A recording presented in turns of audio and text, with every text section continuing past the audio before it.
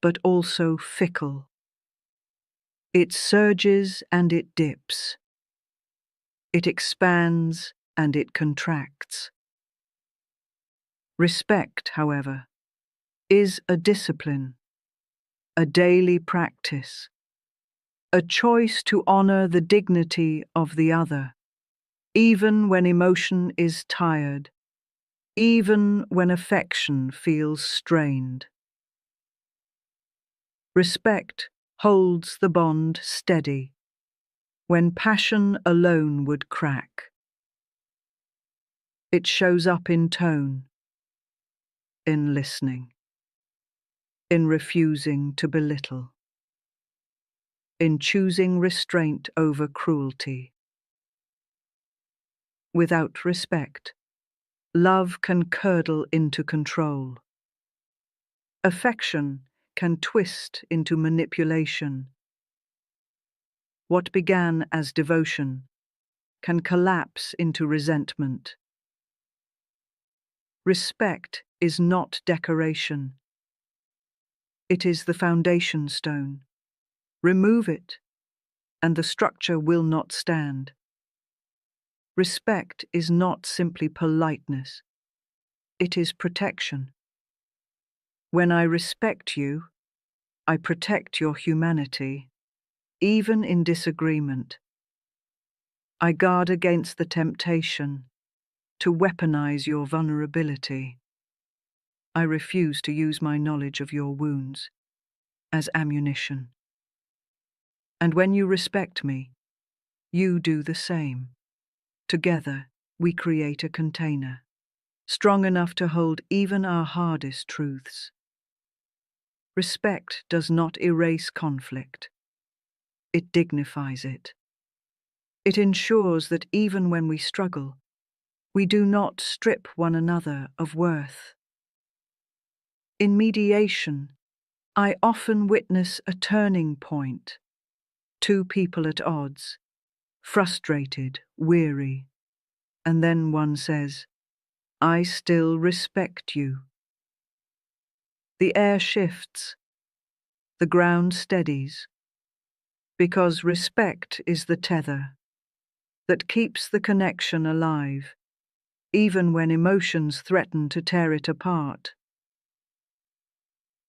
So, remember this: affection may waver, but respect must remain. It is respect that keeps the bridge intact. It is respect that allows love to rebuild after storms. It is respect that ensures the bond is not only beautiful, but durable. Trust is often spoken of as though it were permanent. I trust you, as though the matter is settled forever. But trust is not a one-time declaration. It is a living practice. It is built in drops, through consistency, through honesty, through follow-through. Each small act becomes another drop in the vessel. Keep your word. Show up when you said you would. Speak truth even when it trembles. These are not grand gestures. They are the ordinary drops that make trust overflow. But when trust is broken, it rarely leaks slowly. It spills, lost in buckets. This is why betrayal feels devastating, because what was gathered slowly is emptied suddenly. And yet, a vessel can be refilled, not in a day, not with apologies alone, but with drops, patiently offered, over time. Trust is fragile, yes, but it is also renewable if both hearts commit to the work. If you want a relationship to endure, tend to trust daily. Not by demanding guarantees, but by nurturing patterns. Check in honestly. Keep confidences. Offer transparency where secrecy once ruled. In mediation, I often remind people, trust is not proven in speeches, it is proven in repetition. A single apology may open the door, but it is the daily choice to walk differently that keeps the door from closing again. And here is the quiet truth. Trust is not the absence of doubt. It is the willingness to move forward, even with vulnerability in the room. It is saying, I know you could hurt me, and still I choose to extend belief, because without belief, there is no bond. Trust is not static. It breathes. It bruises. It heals. So do not take it for granted. Do not assume it will hold itself. Attend to it. Water it with honesty. Protect it with consistency. Guard it with respect. Because trust is the living thread that weaves two stories together, and when it is tended, it can outlast even the fiercest of storms. When we speak of resolution, many imagine a pristine ending. No tension, no scars, every loose thread tied neatly. But true resolution is rarely that clean. Resolution is not perfection. It is a commitment to continue. It is two people choosing to carry the bond forward, even with history behind them. Resolution says, we may not agree on everything, but we agree to remain in relation. It is not erasure of conflict. It is integration. The acknowledgement that wounds happened, and yet here we are, choosing to hold one another still. This is the heart of mediation, not the promise of a flawless future, but the courage to create a livable one. And that courage, when practiced, turns fragile ties into resilient ones. As we close this hour together, hold this truth. Relationships endure, not because they are without struggle, but because they are tended with care. Respect builds the ground. Boundaries shape the bridge. Repair strengthens the fabric. Trust keeps it alive. And compromise, that art of meeting in the middle, ensures that two stories can continue side by side. None of this demands perfection. It demands presence, the willingness to stay at the table, to keep choosing connection, to believe that together is stronger than apart. Carry this with you.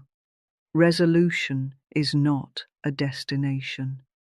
It is a rhythm, a practice, a circle you return to, again and again, each time deepening the bond. And now, as you breathe into that rhythm, you are ready for what comes next. At 3 p.m., Amari Freeman will meet you. Their gift is breath. Their wisdom is presence. Where I have guided you, through the language of repair, Amari will guide you into the quiet art of stillness, teaching you how breath itself can become your mediator. You have laid the groundwork of relating. Now it is time to rest in the space between words. Every relationship, whether romantic, familial, or professional, begins long before the words are spoken. The ground beneath the dialogue, your posture, your assumptions, the state of your nervous system, matters more than the vocabulary itself. If the ground is hostile, even gentle words land as sharp. If the ground is calm, even difficult truths can be heard. This is why mediators like myself speak less about who is right and more about how we enter the space together. Pause and notice. What ground are you standing on before you engage? Are you rushing, tense, rehearsing your defense? Or are you breathing, grounded, ready to listen as well as speak? Because the state you carry in is the state you invite out. Your calm gives permission. Your defensiveness breeds more defense. Your gentleness opens the door. The first work of relating is not in the script you deliver, but in the ground you cultivate inside yourself. In mediation, I've seen this again and again. Listening changes the room. Not the performative nodding, not the polite waiting for your turn, but real listening. Listening that absorbs. Listening that acknowledges. Listening that says, I am willing to let your perspective touch mine. When one person listens, the other softens. When both listen, the argument becomes dialogue. And here is the paradox. When you listen deeply, you don't lose yourself. You find common ground. Listening is not surrender. It is stewardship. It is the tending of the soil, so the relationship can grow. So as you think of the connections in your life, ask yourself, am I speaking to win, or am I listening to understand? Because progress in relationships is not measured by who convinced whom. It is measured by how well we kept the ground, safe enough to return to tomorrow. Most conflict in relationships doesn't come from what is said. It comes from what is left unsaid. We carry invisible contracts in our minds, assumptions about how others should act, what they should know, what they should provide, without us ever spelling it out. You expect your partner to remember the date, your friend to call first, your colleague to notice your extra work. And when they don't, the silence feels personal. The disappointment swells. The relationship sags under the weight of an agreement the other person never knew they signed. This is the quiet fracture of expectation. It is not that the need is wrong. It is that the need remained hidden, and so could never be met.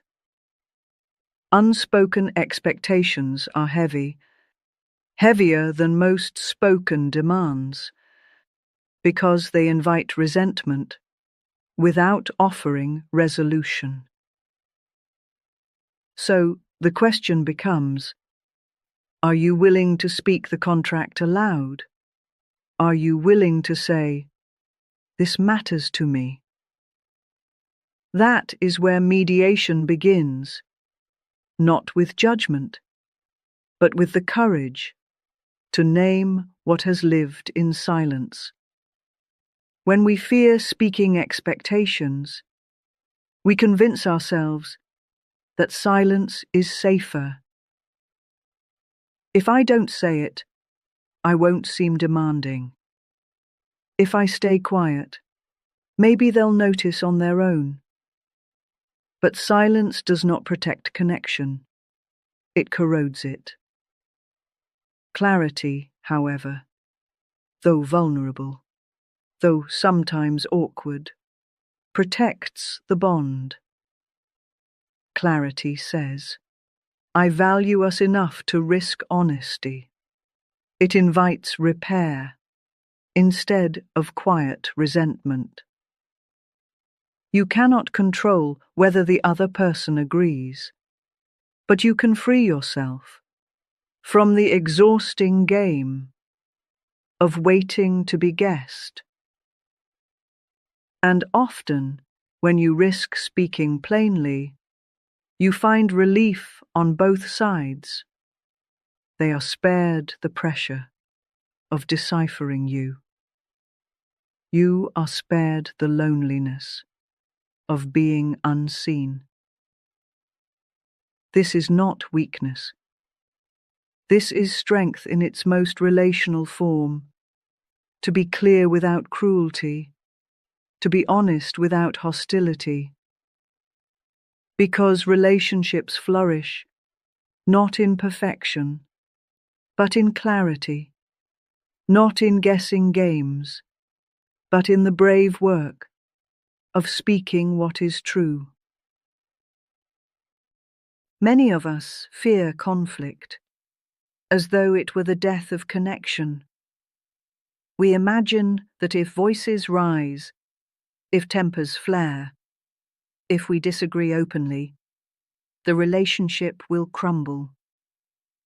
So we swallow our needs, we smooth over the edges, we perform peace at the cost of authenticity. But here is the paradox. Conflict itself is not the danger. It is avoidance that corrodes. Unspoken tension festers in the dark. Resentment grows roots in silence. What is hidden always leaks through, often in sharper, stranger ways, than if it had been addressed directly. Conflict, when navigated with care, is not a fracture. It is a doorway, a threshold into deeper honesty, into truer understanding. It is not the presence of disagreement that predicts the health of a relationship. It is the absence of repair. In mediation, I often remind both parties, disagreement is not an enemy. It is a teacher. Disagreement shows us where our values differ. It shows us where our wounds are tender. It reveals the places we long to be understood. When you approach conflict as a classroom, rather than a battlefield, the entire landscape changes. Instead of, "How do I win?" the question becomes, "What can we learn about each other here?" And the lesson is rarely about who was right. It is about how you can carry two truths at once. Your experience and theirs. Your perspective and theirs. Holding both is not simple. It requires patience, a slower pace, a willingness to unclench your fists, But what comes through that process is resilience, because every conflict repaired becomes a new brick in the foundation of trust. The relationship is no longer fragile, propped up by performance. It is seasoned, weather-tested, capable of withstanding storms. Conflict is not a dead end. It is a door, and when you dare to walk through it, with grace, with patience, with clarity, you discover that the other side often holds more intimacy, not less. We often idolize harmony, the appearance of calm, the illusion that all is well, because no one is raising their voice. But harmony without honesty is fragile. It is a glass vase, beautiful in the light, but one sharp bump, and it shatters. When we silence our truth to keep the peace, we create a brittle bond. The connection looks intact, but it cannot withstand pressure. True strength in a relationship does not come from avoiding rupture. It comes from surviving rupture together. When two people are willing to face the fracture, to name the wound, to risk the discomfort of truth, that is when the bond becomes real. Because trust does not grow in pretending, it grows in the courage to repair what was torn. In mediation rooms, I have witnessed this again and again. A sharp word spoken, a wound exposed, tears shed, and then a pause, a reaching across, a mending. What emerges after repair is not simply a return to before. It is a stronger fabric, the threads rewoven, tighter, more resilient, capable of carrying greater weight. Repair says, I care enough to admit when I've hurt you. I value us enough to stay in the room. I trust that this relationship can hold the truth of my mistakes. This is how intimacy deepens, not through flawless harmony, but through imperfect honesty that is met with repair. The next time conflict arises, as it inevitably will, remind yourself, the rupture is not the end. It is the opening. Repair is not a shameful admission that you got it wrong. It is a powerful declaration that the bond matters more than pride. Harmony can be pleasant, but repair is sacred. It is the process by which a fragile connection becomes enduring. When most people hear the word boundary, they imagine distance, a wall, a lock, a shutting out. And because of that, they fear boundaries. They think, if I set a limit, I'll lose love. If I speak my needs, I'll push people away. But here is the misunderstanding. Boundaries are not walls. They are bridges. A wall says, stay out. A bridge says, here is the safe way across. Boundaries provide clarity, where I end and you begin, where I am safe and where we can meet. Without boundaries, connection collapses under confusion. One person feels invaded, the other feels unacknowledged. With boundaries, the relationship has shape. It has integrity. It becomes a meeting of equals, not a muddle of overextension. Boundaries are not selfish. They are the conditions that make intimacy sustainable. Think of it this way.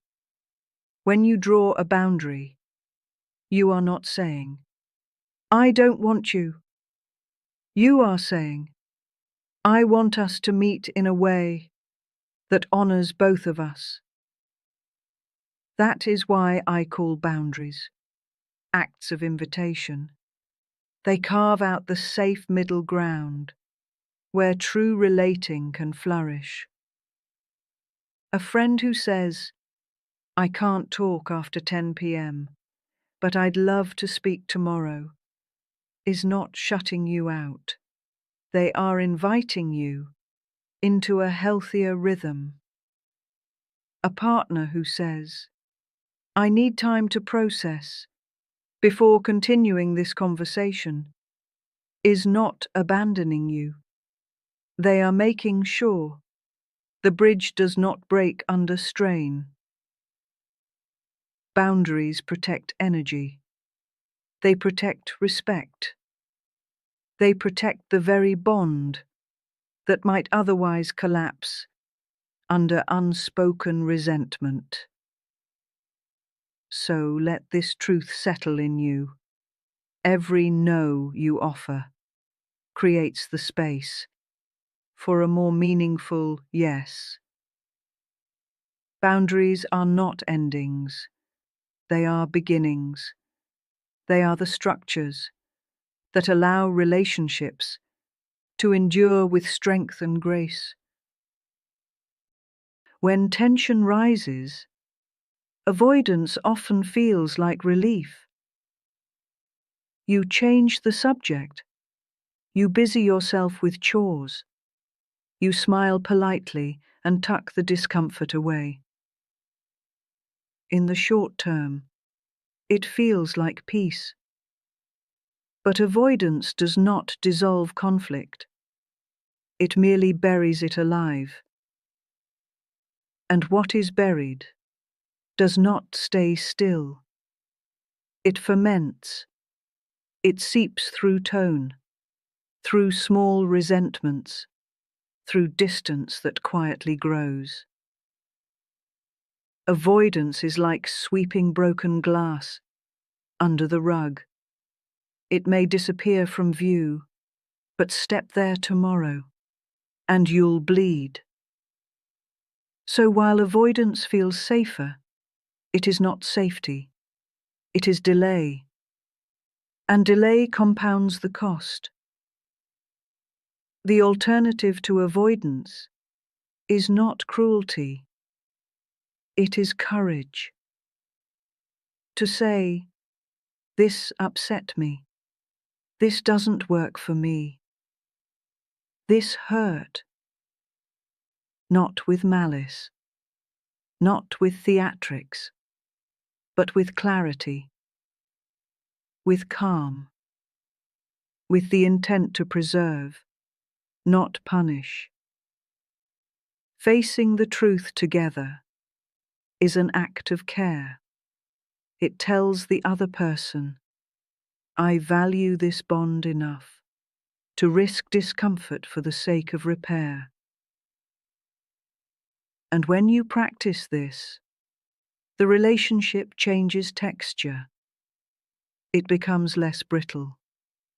It can withstand truth.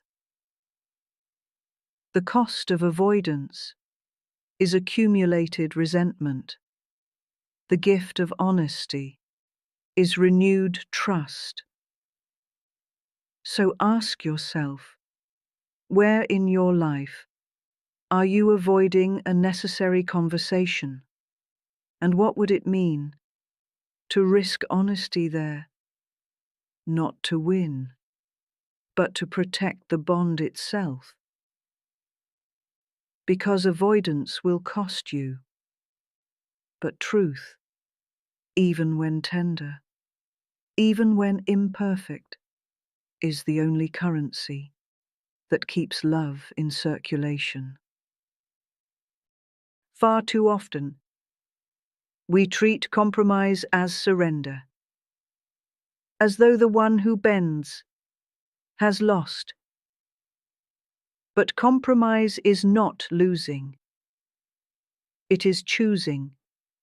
It is the conscious act of saying, I value this bond enough to find the middle ground. Compromise is the architecture of durable relationships. Think of it as two rivers meeting. Neither river disappears.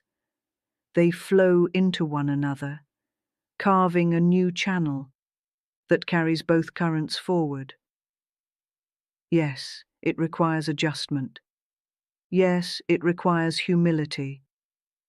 But it is not the death of your needs. It is the weaving of two needs into one shared path. The strongest partnerships I've seen, marriages, friendships, teams, are not those without friction. They are those with the courage to negotiate fairly, to balance give and take, without resentment. Compromise is not weakness. It is relational intelligence. What happens when you refuse to compromise? Every decision becomes a competition. Every conversation a battle. Every interaction a tally of who won and who lost. And in competition, the relationship itself loses. But when you step into co-creation, something shifts. The focus moves from my way or your way to our way. That does not mean erasing yourself. It means bringing your full self into dialogue while making room for theirs. It means saying, how can both of us leave this table feeling respected? Compromise done well is not about splitting everything in half. It is about finding the configuration that honors both people without diminishing either. In mediation, I call this the art of building bridges, strong enough for two truths to walk across. So ask yourself, in the relationships that matter most, are you competing or are you co-creating? Because the art of compromise is the art of longevity. It is what allows relationships to bend without breaking, to stretch without snapping, to endure with grace. Love, in all its beauty, is not enough on its own. I have seen many couples, many families, many friendships cling desperately to the word love while neglecting the practice of respect. And here is the truth: love without respect will falter.